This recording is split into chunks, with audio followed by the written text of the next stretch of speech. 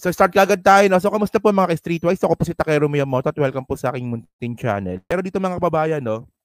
Ito, daanan lang to natin. Ito balita to kanina na yung secession, Duterte secession, a legal process doesn't mean going to war.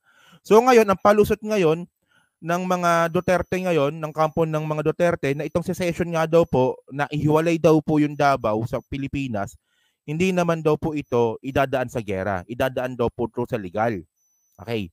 So kasi nga po mga kababayan, mukhang naisip talaga ng mga kampo ng Duterte na meron silang nilabag na inciting to sedition. Meron talaga. Base po sa Revised Penal Code, meron po talaga na indications na na inciting to sedition talaga tong plano talaga ng mga Duterte. So ngayon mga kababayan, ang palusot nila ngayon, idadaan daw po ito sa legal. So paano natin idadaan sa legal kung wala namang secession law ang Pilipinas? Kanina pa po ako naghahanap, di ba? Kanina pa ako naghahanap kung anong batas para maging legal ang secession ng Mindanao. Wala po. Wala. Pero ang palusot nila dito, ito ito ang palusot nila dito. Sabi ni Panelo to former President Rodrigo Duterte on Thursday insisted that there was nothing illegal with his proposal for Mindanao secede from the Philippines. So bakit? So kasi nga daw po, in an interview with Attorney Salvador Panelo, Duterte said his proposal to secede doesn't mean going to war. May proposal is a legal process that will be brought to the United Nations tulad nga po ng ginawa sa Timor-Leste. They thought if you want to secede, it's going to be a war. No, we're going to do it in legal way, he added. So paano magiging legal way mga kababayan kung wala naman din pong batas na secession sa Pilipinas? At even though mga kababayan na makapagbigay sila ng petition diyan po sa United Nations, hindi naman po kasi sila papansinin. Kasi majority naman po kasi ng mga taga Mindanao ay hindi pabor po sa secession. Yung mga taga Davao lang. At saka mga kababayan, paano papansinin si Duterte ng UN kung galit nga rin yung UN sa kanya? Pagkatapos niya mura-murahin yung mga UN, tapos ngayon, lalapit siya ngayon para sa secession. Alam naman po natin mga kababayan na yung UNSC, yung United Nations Security Council, at yung ICC po, hindi naman sila as in iisa, pero meron silang tie. Meron pong mga legal ties yung ICC at UNSC. So paano yon? Di ba? So mga kababayan kasi ito ngayon ang nangyari. Okay.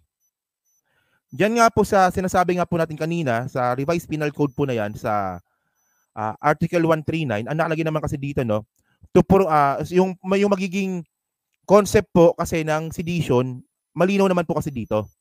To prevent the national government or any provincial or municipal government or any public officer thereof from freely exercising its or his function. So kung magpuproceed nga po itong secession nga po ni Duterte, so pasok po siya sa sedition kasi yung mga provincial, municipal government ay hindi na po makakapag-exercise ng kanilang function sa Mindanao. So, sedition nga yun. And then, ang linaw din kasi dito mga kababayan, base naman po sa Article 142 naman, di ba, uttering seditious words or speeches, publishing or circulating scurrilous libels when punishable. So sabi dito, they tend to disturb or obstruct any lawful officer executing the function of his office. So pasok na naman dito mga kababayan kasi po mga ka-Streetwise, yung mayor po, yung LGU po sa Mindanao, ito po ay officer po ng Pilipinas, ng gobyerno ng Pilipinas, at meron po siyang function sa Mindanao. So kung aalis nga po yung Mindanao sa Pilipinas, so, di ba? Mawawalan na naman po ng executing function yung gobyerno ng Pilipinas sa Mindanao. So pasok na naman ito. So kaya ngayon, ang palusot ngayon ni Panelo, hindi naman daw po ito illegal. Kaya nga, sinasabi ko nga po sa inyo mga kababayan, ako talaga, tataka talaga ako eh. Kung bakit hindi pa rin ito kinakasuhan ni Solgen Guevara eh. Tandaan po natin na yung Solgen po kasi ay siya po yung pinaka-abogado ng gobyerno. Ayan po yung trabaho talaga ng Solgen. Pero itong si Solgen Guevara na dati din pong appointee ni Digong at dati rin pong abogado ni Digong sa ICC, eh mukhang walang ginagawa. Oh. So ngayon, ang malinaw dito mga kababayan, regarding to Amy Marcos ito, merong interview si Amy Marcos dito. Teka lang. Yan. So yung interview na to ni Amy Marcos, tinanong siya tungkol sa secession. Ang tanong nga dito kanina, succession eh. Pero secession yan. Nagkamali lang siguro na pag-pronounce. So ngayon mga kababayan, dito, pakinggan ngayon natin yung sagot ni Amy Marcos regarding po yan sa secession na plano nga ni Duterte. So, ito pakinggan nyo lang kung gaano kakulto talaga si Amy Marcos. Sige, panoorin natin to.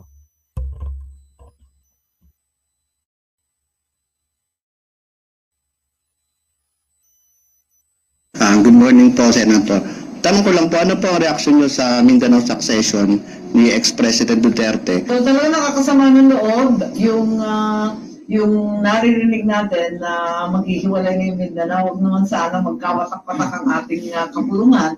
At makaroon ng daing yan sa Mindanao kung tutuusin. Pagkat huling-huli sila, kumbaga lugi sila sa atin.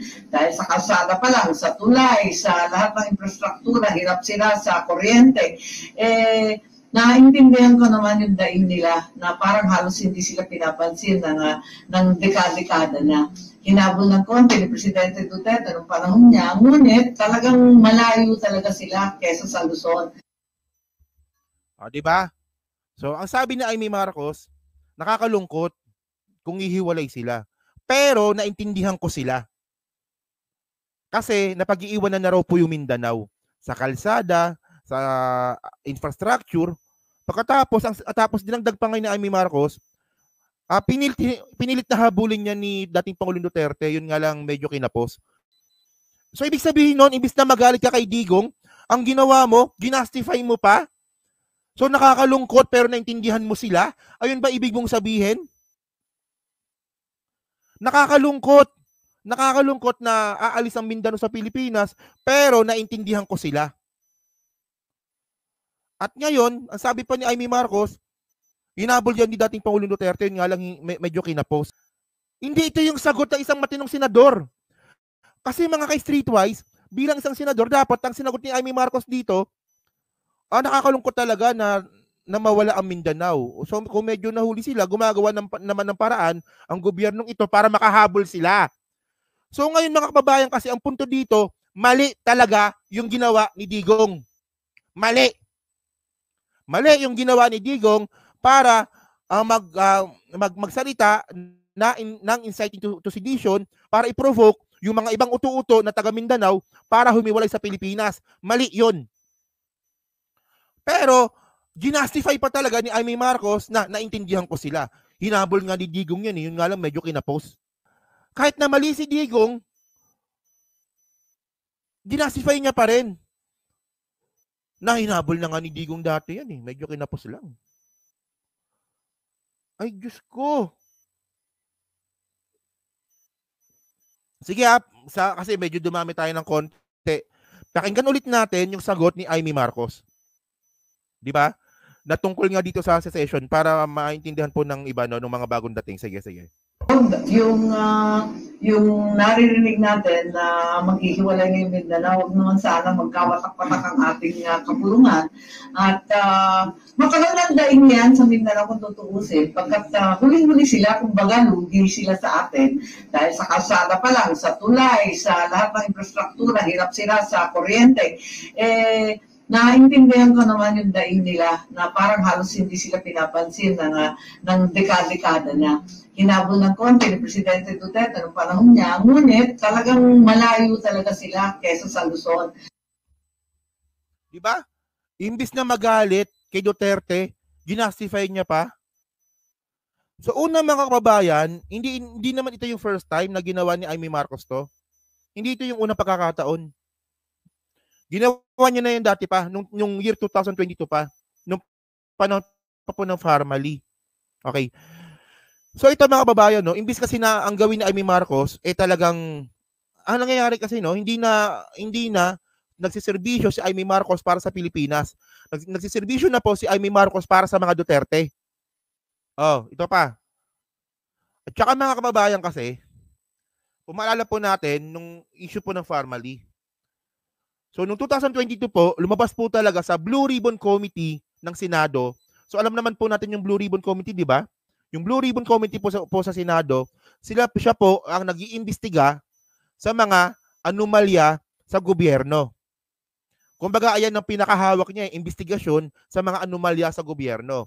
So lumabas po sa Blue Ribbon Committee sa regarding po sa formally, sangkot po si Duterte sa formally. Di ba? Ayan ang lumabas po sa Blue Ribbon Committee noong 2022. Sangkot po si Duterte sa formally. Pero may mga senador na hindi pumabor dito. Gagawa-gawa kayo ng hearing, pagkatapos nung lumabas yung resulta ng Blue Ribbon Committee, hindi nyo rin pala pinaniwalaan. Oh, ito sabi dito, no. Ito ay date noong June 6, 2022. Sabi dito, senators refused to sign formally probe report due to inclusion of Duterte. So may mga senador po na hindi po pumirma dahil nga po, lumabas po sa Blue Ribbon Committee, kasama daw po si Duterte. At ang isa po niya sa mga pumirma dyan, si Amy Marcos. So ang sagot ni Amy Marcos kung bakit hindi siya pumirma, sabi dito, no? Meanwhile, in an interview with ANC's Head Start, Senator Amy Marcos said that the report done by the Senate Blue Ribbon Committee went above and beyond the evidence. Oh, so para kay Amy Marcos na yung mga ebidensya daw na nilabas ng Blue Ribbon Committee diyan po sa formally, para po kay Amy Marcos, sumusobra naman ata yung ebidensya para isangkot si Duterte. Kung baga, yung ebidensya is maliit lang, pero ang report ng Blue Ribbon Committee ganon kalaki, malaki. Nasangkot si Duterte. So ayun. So ano yan? Nung una dati ko pa nalalaman to pero syempre sinasabi ko naman, Marcos naman yan. Alam niya ginagawa niya. Pero ngayon mga ka-streetwise, hindi na po natin naintindihan kung ano ang nasa utak ni Amy Marcos. This is not the first time na pinagtanggol ni Amy Marcos yan si Duterte nung panahon pa nung formally. So nakakalungkot lang mga kababayan, no, na actually hindi lang naman po kasi mga loyalista rin or mga PBBM supporter or pro-government at Marcos supporter yung mga nadidismaya din po kay Amy Marcos. Pati rin po naman mga DDS hindi rin po nagtitiwala sa kanya. Kaya nga bumagsak po sa survey yan si Amy Marcos Kung dati nasa number 3, number 4, ngayon nasa number 7 na lang. So tuloy mo lang yan. Tama lang yan. Tama lang yan na ganyan yung gawin mo para hindi ka na manalo sa next election. 'Di ba? Oh. So diyan po sa 662 po na nanonood, 300 lang pala. Diyan po sa 358 po na nanonood, pahingin na lang po ako ng like para po makatulong po sa content po na to. At diyan po sa team replays, pa-like na lang din po. At kayo po, anong masasabi nyo nga dito sa bagong statement na naman ni Amy Marcos na gina-justify niya pa imbis na magalit kay Duterte, 'di ba? Dito nga po sa session na plano nga po ni Digong. Actually, malinaw naman po talaga mga kababayan na yung plano po na session ni Digong, hindi naman po ito para sa taong bayan. Hindi naman ito para sa Mindanao. Para lang po ito sa sarili niya. Para nga po, kung sakali, makakapagtago siya. Di ba? So yun lang po. So, comment lang po sa baba at binabasa ko pong lahat yan. No?